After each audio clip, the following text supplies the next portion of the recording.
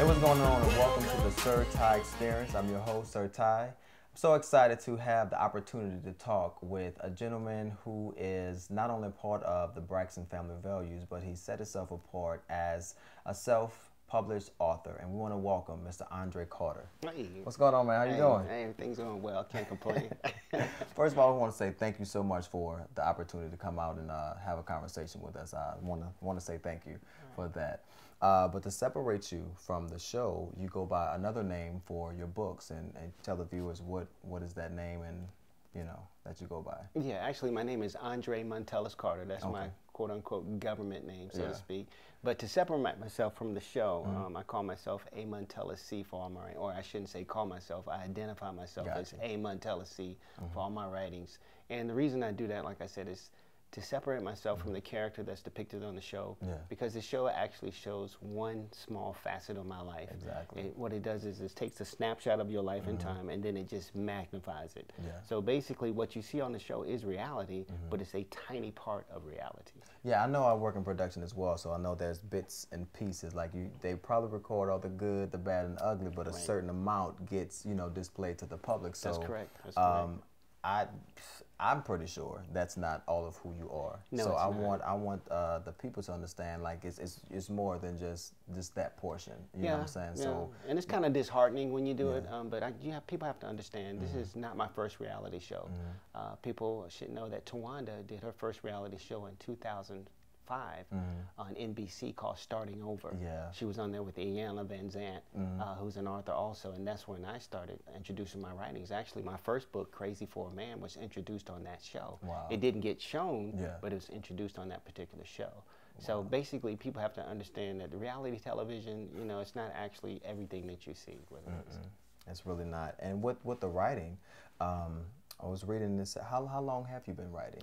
I've actually been writing since 1996. Wow. And I was trying to get published back then. Back then it was a different time period, different era, and you had to deal with literary agents. And literary agents were tough to get to. You had to submit your writings. You had to wait on them to contact you. So it was a totally different period. Self-publishing this thing wasn't even thought of. Everything was always through a literary agent. So I did a lot of submissions of my work to literary agents in New York, California, and so forth. And I got negative responses, of course. Nobody wanted to touch this. Nobody wanted to do that. So I just decided to self-publish it once self-publishing became real popular. And that's what I did. So how was that, I guess, in the process of you, feeling that I have this creative aspect and I'm writing and I'm shipping my stuff out, and you kept getting, no, like what made you continue to push and to fight? Like, I know I have good stuff. Yeah, that's true. and see, the thing about it is, Ty, is everybody has at least 3 good books in them. 3 good books. Number 1, you can write about yourself. You can call it biography, you can call it fiction. Meaning if you don't know yourself, then you don't really, what's going on in your life, you don't know yourself. So really you can write about yourself. Number 2, you can write about a family member that had an influence in your life. Everybody had a family member that I have. For myself, my mother. She was the biggest influence in my life, which made me write my first book, Crazy for a Man, which is Crazy for a Man is about a female raising a son by herself and how their relationship changes when she starts dating again. That's what that story is about, Crazy for a Man. Exactly. I think she was telling you that she wanted to start dating again, and you was not having that at all. So how was that transition? Like, okay, Mom, what are you talking about? So give us a little Well, see, my mom was a different flavor. My mom was actually married 5 times. Wow. So what the story depicts is fiction, is if my mom actually stayed married to one man, how would my life have changed? So that's what I did, because my mother was the type of person where she didn't feel like a man could satisfy her every need. Gotcha. There were some needs that a man could satisfy, but they couldn't satisfy her every need. And the need that I guess the biggest challenge for her was financial and being independent. My mom was a very independent woman, so therefore she didn't feel like she needed a man to take care of her. Yeah. All right, so therefore some men have issues with that. Yeah. So that was her biggest divider between men. It's like, I'm not gonna let you take care of me because I can take care of myself, because if I start depending on you, you kick me out, I have nowhere to go. So Crazy for a Man was a depiction of maybe if she had changed that attitude just a little, how would my life have changed? That's what it's basically about. Okay, it says that you have a degree in business from Kennesaw State. So how going into business, like what sparked your interest from going into writing? Very good.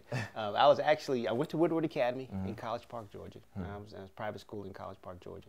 And I finished up at Kennesaw State. Now, initially I went to Morehouse. Okay. Went over to Morehouse because I wanted to get that quote-unquote black experience, so to speak. I'm just kidding, just quote-unquote black experience. Gotcha. So when I went over there, I actually flunked out. Wow. First semester I was put on academic probation because I was doing too much what they call yard dogging. Yard dogging is when you go over to Spelman and you sit there in the Manley Center, all right, and you sit there and don't go to class. You're just trying to get phone numbers, trying to school. Gotcha. So I wasted my time over there, you know, and my mom was very disappointed in me because my mom was an educator, all right. So I went there, finally finished up at Kennesaw State, you know, after I got my academics back together, graduated, you know, got out in the business world. Yeah. Now this is what happened, Ty. When I got in the business world, I found out that the business world doesn't care who you are, where you graduated from school, what color you are. They're going to do things the way they want to do them. That's what influenced me to write Code Dan. Wow. Code Dan stands for dumbass nigga, D-A-N. Get out of here. Stands for dumbass nigga. It's about my experience in corporate America and in private school. Okay. Meaning that we've been told this big lie in America, us being blacks, that if we do everything this way, this way, this way, go to school, get your education, do that, if you get out in the world, it's going to be perfect. No, the hell it's not. No. It's totally different. Yeah. So that's why my grandmother used to always say when I told her, well, Grandma, I'm going to do this. I graduated, now I'm going to do this. I had these high aspirations, these high goals that I was going to change the world. And she looked at me and she said, you know, you're just a dumbass nigga. You don't know what you're talking about. So that's where the term came from. Wow. With that, you talk about in the book, Code Dan, that racism is still a hot topic in America. Can you kind of, I mean, as being African American, yeah, but like for our viewers who may, you know, want a deeper understanding of the hotness of the racial stuff that you talk about in the book, can you dive into that a little Yeah, we can talk about that right off the bat. We can talk about the president, what's going on there. Exactly. That's the biggest divider in this country right now. And I don't care what anybody tells you, it is based on race. People are going to vote based on race. I'm sorry to say that, but it's just going to happen. That's the biggest divider in this country. It's going to always be that way. I don't know why it's such a divisive issue, but it is. I mean, you even have organizations that are created because of racism. One is called the EEOC, which is one thing that my character went to in Code Dan to solve his issue that he had in corporate America. Big waste of time. EEOC, of course, supports corporate America, so therefore you're not going to, you know, bite the hand that feeds you. So it's just a big divider in the country. So you got laws that are creative. You got hate crime. What is a hate crime law? Based on racism, all right? Based on segregation, based on stereotypes. That's what it's all about. So it's going to always be here. What we have to do is we have to learn how to work together, how to settle these issues, because I hate to say it, but it's always going to be a dividing line in the sand between blacks and white. It just always is. Well, we're going to take a quick break. Hold that thought, because we're going to dive back into that. We'll be right back with the SirTy Experience. Hey you, Arthur A. Montella C. here. I write fiction, but I tell you the truth. Fresh off the first season of Braxton Family Values, getting ready to kick season 2. I'm glad everybody's loving and enjoying the show, but I'm here to talk more about me and what I do. I know you see something different on the show, but I'm trying to talk about what I really do, my passion, which is write. I've actually published 5 novels. I'm here to talk about number 3, my relationship book. It's called 69 Ways. 69 Ways to a Better Relationship. You see there's a line drawn through better relationship. Why did I draw a line through that? Because for some of you, it may not be to a better relationship. Also, this is written as a fun alternative guide for couples and individuals to learn to know what the roadblocks is to a gratifying and satisfying, emotionally satisfying relationship. That's all this is, just a fun alternative guide. And welcome back to the SirTy Experience. We were in a deep conversation talking about racism. So you mentioned EEOC. Could you explain more about what that organization is and if it provides help to the actual individual that's coming? Yeah, it's a federal entity of the government, Equal Employment Opportunity Commission, that deals with workplace harassment and I guess issues that deal with, you know, workplace racism, so to speak, that you can go to. And believe it or not, Ty, a lot of people go there. I mean, if you go downtown to downtown Atlanta and walk in there on any given day, you'll see the lobby just full of people that are complaining about issues that deal with racism on the job. Yeah, it happens all the time.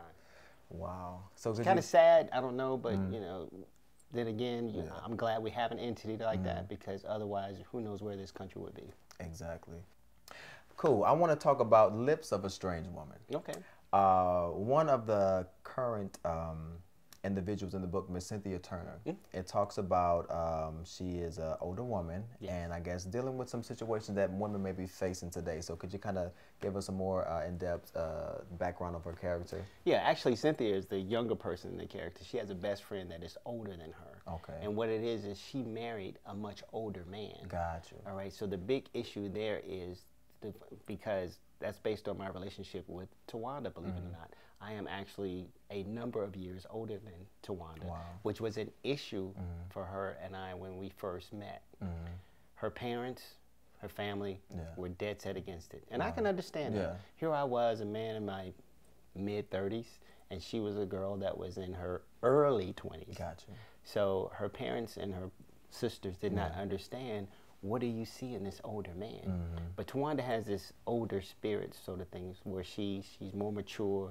She has it all together. She's business minded. I mean, she's just on a different element from the rest of the sisters. She really is. I mean, you can see on the show, she's the one that everybody goes to. Exactly. I mean, her personality is like she's been here before. Oh yeah. I mean, she really feels like I feel like she's a mommy, you know, a mummy, so to speak. But you know, that's what this came from.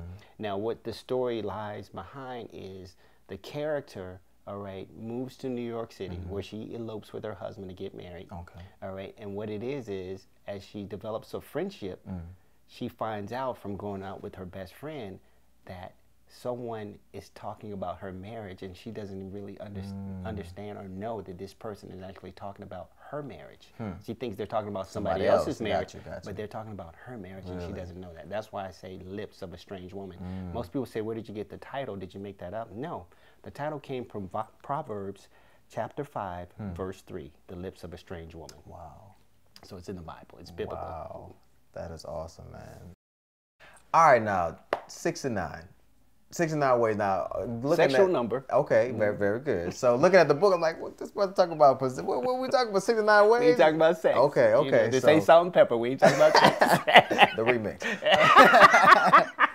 All right, so 69 ways. Give us some more. Is it about relationships or? It's basically a book to help you identify where you are in your relationship. Okay. Right. It's just a suggestion, tips, pointers to help you keep your relationship closer, to make it better. Gotcha. So the whole point is to identify yourself where you are. Okay. All right, in your relationship.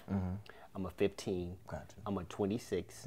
I'm a 55, and I'm a 62. So I haven't been honest enough with my wife. Okay. And that's one of the issues that we are working on as a couple. She told me she wants to know everything. Wow. And I said, you want to know everything about everything? Me? Exactly. Everything? Hold on. But some issues you just want to leave out, you know? So that's one of the things. So you just want to identify yourself where you are in the book, all right? So, and I left some blank spaces in the book so you can kind of fill it in. Okay. And, you know, if it applies to you, some of these 69s won't apply to you. Gotcha. But I'm pretty sure out of 69 of them, some of those, you're going to hit one of them. You're going to make them, yeah. And if not, you just good. Gotcha. Now, the thing about this book also is the book is going to be developed into a game board. Okay. A couple's game board. Awesome. And the whole idea is to be this quote-unquote relationship guru. Yeah. That's the whole goal, is to know what you know in a relationship. Gotcha. Exactly. So it's going to be made into a game board coming out spring of 2013, we hope.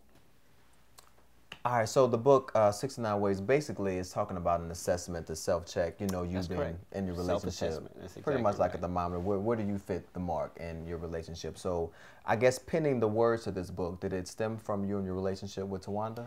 It did. And actually what happened was, if you saw during the show, she and I were at I guess, a turning point, a dilemma in our relationship where I didn't think that we could go any further. And we sat down and we started talking about the relationship, what we could do to make it better. She came up with she came up with 30 on her own. Wow. She was like, well, you need to do this, you can do this, and you can do that. And I was like, really? She was like, yeah. Wow. So me being a writer, of course, I wrote them down. Now, the original concept of the book was I was supposed to write from a man's point of view what I felt about each topic. And she was supposed to write from a female point of view. But it didn't work out that way only because she just didn't have time to sit down and write her side up. And I can't speak for a woman, of course. I'm a man, even though I am XY. But anyway, we'll get into that. We'll get that next time, which is my next book, XY, What Men Want. Okay. That's actually going to be out next year. And then I have another book called Fried Fish, which is based on one of my friends' relationship with being gay. And it's called Fried Fish because the term was used when I was in high school. Whenever we found out a young woman was gay, we said, oh man, that fish is fried. Wow. All right. So you said the book that was coming out next year, the XY. Can you tell us a little? Yeah, it's basically about the needs and desires of men because women don't understand that men, we have weaknesses and we do have desires. We cry, we hurt, we may show it differently or we may not show it at all. But somewhere deep inside, there's a lot of pain. Yeah. And I just want women to understand where we're coming from emotionally because we do have pain. Gotcha. And like I said, we talked about, you know, you being on the show and then you being the author. Like, was it a big deal to you to make sure that your talent as a writer was, you know, distinctive from the show versus, Actually, hey, it was. This is all Actually, it was. And that's a great question, Ty, because second season, I wasn't going to make an appearance if they didn't show me as being a writer because during the first season, they stereotyped me. So I was pigeonholed into being this black man who was living off his wife and not doing nothing for himself. Gotcha. That hurt because they knew the whole story. They knew that I moved from South Carolina, all right, to come take care of my kids because my wife said, I got this now. All right, they knew that. And that's what really hurt me, Ty, the most because it was basically this big, I'm not going to say it was a lie because you tell me what makes better TV. A black man coming home to take care of his kids and live with his successful wife, or a black man coming home and just living off his wife. Which one makes the better storyline? The drama sells. Exactly. You know, That's so exactly we're how just going to show this portion right here. Yeah, exactly. Like, well, so I knew it was like that can't be all. That's like exactly for 2 whole seasons. Like, come on now. We can jump. So I'm just saying. So I knew that some portions probably were, you know, cut out, and that's pretty messed up. And that's the part that hurts. So second season wasn't going to happen for me unless they showed me in this element of my writing. So basically, we fought for that, and they actually filmed 4 of my signings. Yeah, I was watching. Yeah. But they only showed you one. Yeah. Now the one that they really should have shown you, Ty, was the one where Tawanda arranged for my father to come. I hadn't seen my father in 45 years. Wow. Okay, so he came to my signing, and my son walked up to me. This is all on camera, and he said, "Daddy, I didn't know you had a dad." Now that was the biggest moment in my life when he asked me that. He said, "Daddy, I didn't know you had a dad." It just blew my mind, and everybody on set was blown away by it. But they never showed it on television because that's not what they want you to see. Not at all. Now, speaking of kids, I'm a single father, but I know that you love your kids. Two boys. Yeah, so pray for me. But 6 and 3. Hallelujah. Okay. So when we met, you were in your element as a father. You know, I was on the show. You know, you're about your kids. So how important is it for them to see you in your element as an author to pass down a legacy of, you know? You know, it's when my Tawanda first. I'm gonna be honest with you here. When my Tawanda first got married and she came to me and told me she was pregnant, I was mad. Wow. And I treated her like boo-boo. Wow. And I just didn't think I was ready for kids. Yeah. Because I wanted to be at a certain place financially in order to support my family. Yeah. I didn't feel I was there. We were living in a 2-bedroom apartment, and I had a little job that I was doing this, and I was trying to move up. So I didn't think. So when she told me she was pregnant, I was mad. I actually moved in to the next bedroom. I mean, it was a little small, you know, a little small 2-bedroom. But I moved my stuff over to the next bedroom because I just didn't want her to be pregnant. I wasn't ready. But I'm gonna tell you what changed me, Ty. When she told me or asked me to go to the doctor with her to hear the sonogram, She used to ask me several times before, and I was like, "No, I ain't got time. I got to go work. I got to go somewhere, whatever." But this particular time, when she asked me to go, she said, "Andre, I really can't drive. I need for you to take me because I don't feel good." So something within, I don't know if this was the Spirit of God just hitting me down and slapping me across my face, going and goes. I got in the car and drove her. So she's like, "You want to come in the back with me?" I was like, "Nah." So the nurse was like, "Why don't you come in the back with her?" And I was like, all right. Got in there. I was all slumped in my chair. The guy put that sonogram on her stomach, and I heard something go, and I said, "What is that?" The nurse looked me dead in my eyes. She said, "That's your son's heartbeat." Dude, I melted. It was all over for me. You know, and I went home, I got on my knees, and I prayed with her because she was always praying over our son. Because I was so mean. She would always pray over the baby. Whenever I walked in the door, she had that Bible. I was like, whatever, that ain't going to help you. Come on in. Hey, come on in the room, you know what I'm saying? So it was a good thing. And that's what changed me, Ty. And having children, if you haven't experienced that, it is the most beautiful thing in the world. And I love my kids, you know that. I'll do anything for them, especially my girl. Oh, yeah. You know, I love my brookie.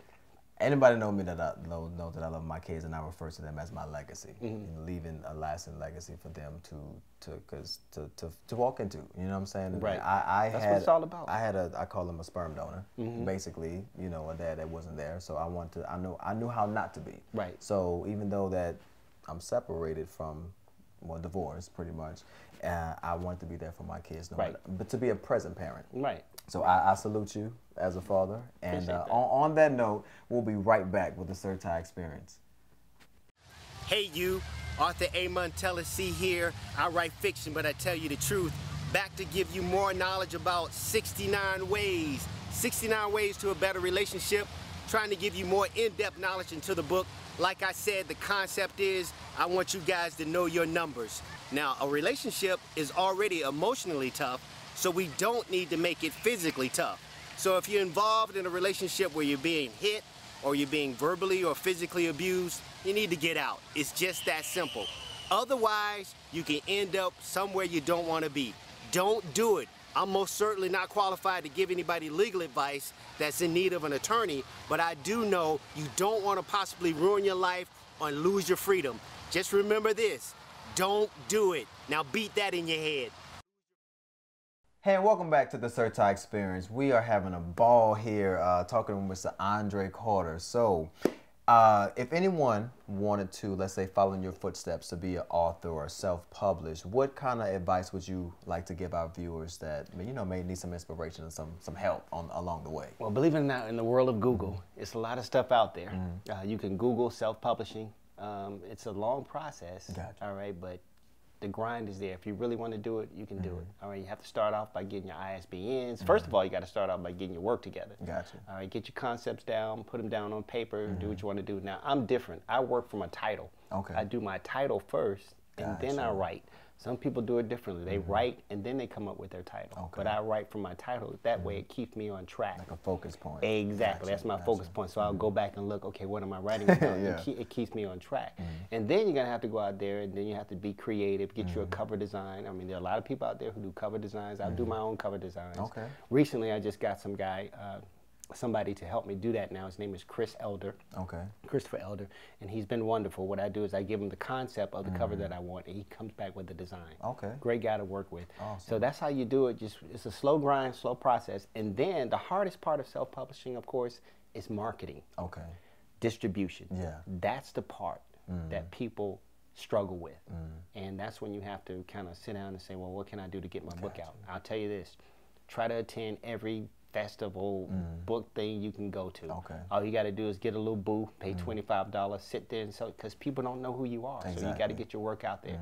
You got to attend every hair show, salon show, anything. Just get out there, and once people start knowing who you are, then they're going to start buying your books. Now, me, I've been lucky enough to have the Braxton Family Value Show to promote my work, but the part that kind of hurts me is even on the show, after seeing the book, people don't even realize that I write other books. Gotcha. So when they saw the book, 69 Ways, and they saw me at one of my signings, they was like, it really is a book. Yeah. They really thought that it was made up. Yeah. Like, like This is no, just for damn. the show. Yeah, exactly. It's just for the show. No, this is a real damn book. Yeah. I struggled Very to do good. it. Exactly. So that's the whole key. Marketing and distribution. Okay. The easiest part for me was writing and getting it all together. But now the toughest part is marketing and distribution. So if anybody out there, good marketing company, distribution, you can help me out, promo or whatever, let me know. Hit me up. Yeah. Hit Ty up. Very Let me good. know. All right. And all right, now this show is pretty much about dreams, a place where dreams live. I wanted to pretty much make a platform where, you know, people can come on and showcase, you know, their talent and stuff like that. If a person is working at Walmart, busting and grinding on, you know, hey, I'm doing this, I'm pushing buckets, but I actually sing. I'm actually an actor or an author. What type of advice and motivation would you like to give our viewers? To me, that's easy, all right? There are two types of people in this world. They're dream makers and they're dream takers. Wow. What you have to do is try to associate yourself with dream makers, all right? Because you have two types of criticisms. You have constructive criticism and you have destructive criticism. Listen to those people who have constructive criticism for you, meaning that they're trying to build. Construct means they're trying to build you up rather than destroy. Destructive criticism, they're trying to tear you down. So you always look for those who are trying to help you. That's the dream makers, all right, and those who have constructive criticism for you. And you have to be open to that. Yeah. Because if you're trying to appeal to an audience, you have to be open To everybody, yeah. all right? You have to be open to ears to everybody, and that's how you're going to do it. Got you. Okay. So what is next for Mr. Andre Carter? More books. Okay. Okay. More books. And actually, I'm submitting my book to a lot of different organizations. I'm up for a literary couple of prizes going on here. I shouldn't say well, prizes, congratulations awards. in advance. Appreciate that. Yeah. I appreciate it. Cross my fingers. Because believe it or not, people read your books based on what they're awarded. Okay. So I'm trying to reach out to a different audience and do something like that. I'm submitting it to, I actually submitted Code Dan to the White House for reading. I don't know how far it got. It might be a log fire or something. But anyway, somebody might, yeah, I'm trying to submit it out there, get out there. I'm going to be doing, hopefully, next year I'm going to do the Essence Festival, which is, you know, Tawana and them did that a couple of years, and it was just huge for them. You're talking about 40,000 people. So I'm trying to get out there and do my grind. I got to stay on the grind, man. That's the only thing I can do. You say the Essence Fest. I'm actually from New Orleans. I go every year. So okay.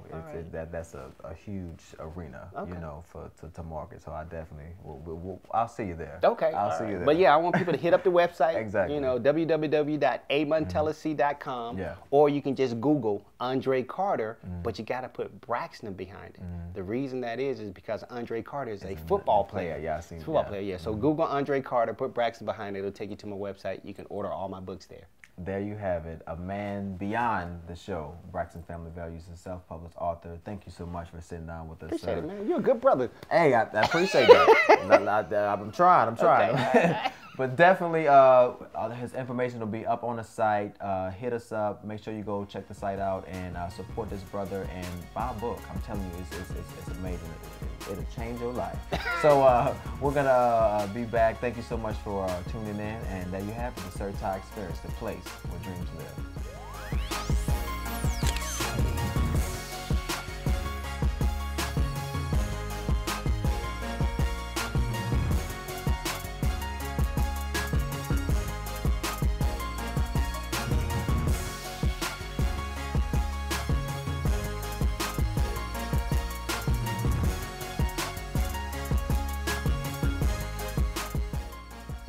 Hey, it's Andre Carter, and I just got tied up on the Ty Experience. Great show, great guy to talk to. I didn't know the guy was a single father. Like, I'm not a single father, but you know, I'm getting there. Like the way he talked to me. I like the questions he asked. Very smooth, brother. Got nice skin too. I'm trying to work on my skin, get on that level. Get me a little bit of hair. I think I'm gonna get there and give me a little talk show, try to do my thing. But I like that, Ty. I really appreciate that. Thank you for the opportunity. Thank you for watching the show.